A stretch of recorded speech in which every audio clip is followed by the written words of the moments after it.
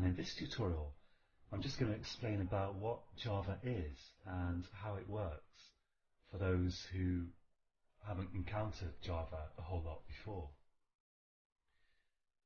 Java is it's probably the biggest, most used programming language today, and it's there are only like maybe a small handful of really serious heavyweight programming languages, kind of multi-purpose languages that you can use for anything. And one of them is C++, and the other really is Java. And I'm not sure that there are any other really serious contenders for completely multi-purpose modern programming languages, although people certainly argue about that.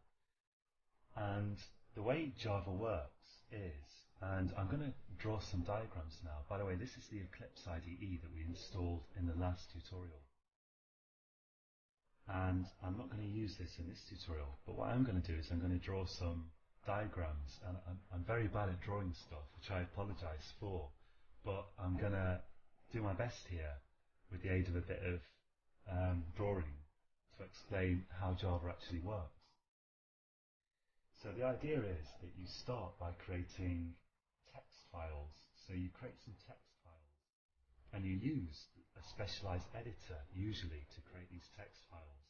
Although you could use any kind of editor, you could create these text files in Notepad if you wanted to, because they're literally text files. So they're text files which you write not in a normal kind of human language, but in the Java programming language. So a programming language really is just like a human language, except it's written obviously with different syntax and different words. So, but there's nothing special about these text files. The programming language is just an idea. That's all it is really. And you write text in that language. Now when you create your text files, you give them the extension .java.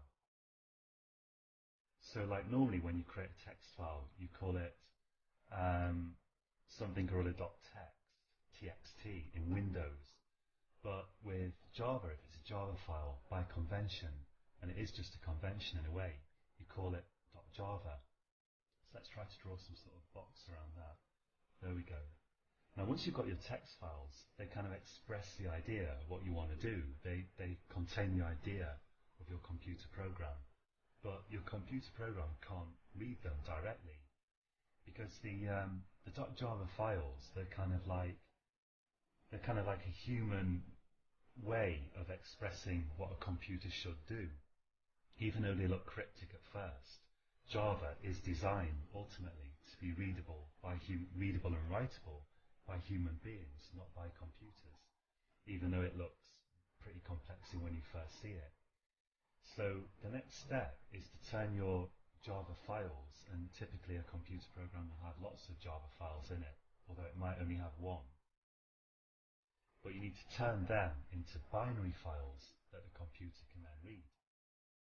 And to do that, you use something called JAVAC, which is a computer program that is part of the JDK, the Java Development Kit. Usually Standard Edition SE is the one you'll be using. Now you don't usually have to worry about using JAVAC directly, and I think at the moment I haven't covered it in the course. And if you want to know about using JAVAC directly, I could maybe make some videos on that, let me know. But usually what you do is you write your Java program in Eclipse. Let's just go to Eclipse quickly, which is this, or you write it in another specialized editor. And I'm not actually sure how to go to the workbench here. Oh, here we go. So this is what Eclipse looks like typically when you're using it. And this here, I've got here, if I can open it, this is a Java language file. And what was I saying? Oh yeah, usually you don't have to use JAVAC directly. You write your Java files in Eclipse, and then you just press the button, which is this green run button, and that creates your binary files by using the JAVAC program behind the scenes to turn your text files into binary files, which Eclipse will then run. So normally you don't have to know about JAVA, you just have to know about this green button up here. Let's go back to the diagram now. So although the program that turns these text files into binary files is called JAVA, you don't normally use it. Now what you get then is, let's write this down, you get binary files. You get one binary file at least for every .java file that you create. In fact, there's one binary file for every class that you create, and a class is kind of like an idea that you express in the Java programming language. And you can have more than one class in a Java file. And for every class, you'll get one binary file. And the binary files that are created have the extension .class. And in fact, these are still not understandable by your computer directly.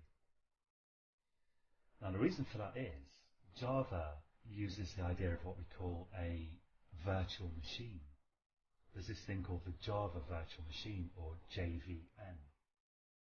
And what it is a complete simulation, basically, of a computer. So it's a simulation, at least, of the kind of central processing unit and the memory that any computer has. And you might think, well, why do I want to simulate a different computer on my existing computer? Which is a perfectly good question. And the reason is that you can provide a JVM for different platforms, different kinds of computers, different machine architectures.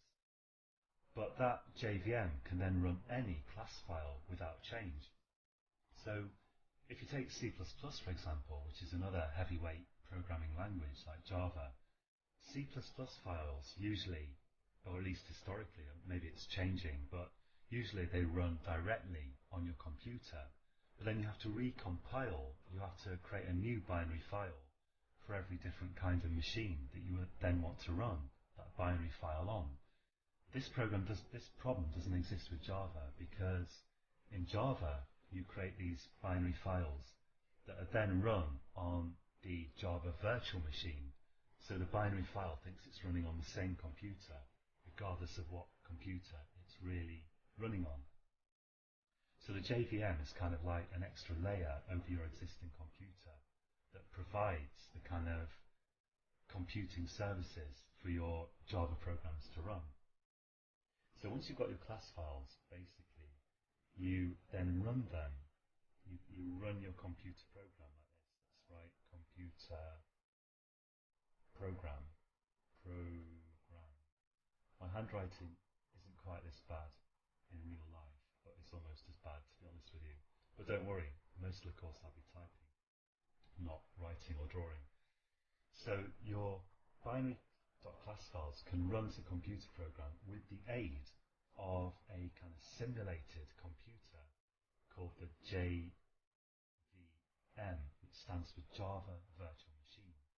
And when you install the JRE,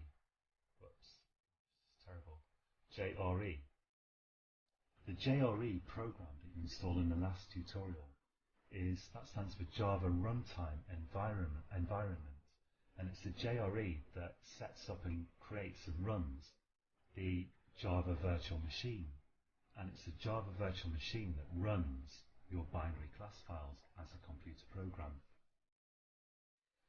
So that's the basics of what Java is and how it works. And Java,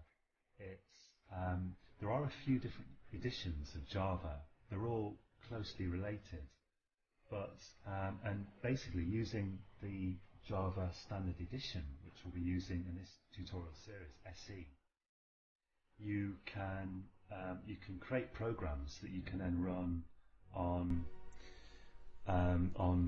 Well, actually, I shouldn't really say this, because if you want to create a program for a mobile phone, for example, you would use a specialized kind of JDK. You would use, let's say, the Android SDK to compile it. But the core language will be the same. So the kind of language of Java is the same whether you're creating programs for mobile phones, for desktop computers, or whether you're creating console mode programs, which is what we'll stick to by and large, I think, in this series of tutorials, because in this series we're just going to look at the basics of the actual language. And it's the same even for creating programs for washing machines. So the Java language is the same no matter what you want to do, but then you'll have to do kind of express different ideas in that language, depending, and possibly even use a different kind of JDK and possibly a different JRE, depending on what target kind of device you then want to run the Java program on.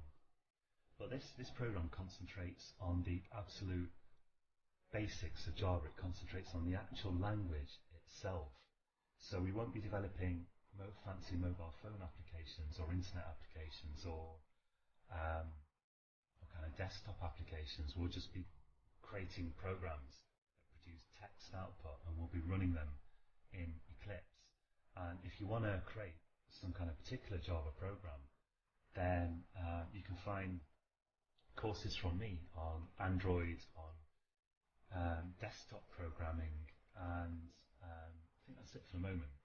But the first parts of those tutorials are free, so you can get started with those just by subscribing to my free tutorials and looking at the free videos at the start of each one. Okay, so I think that's enough for this second kind of introductory tutorial.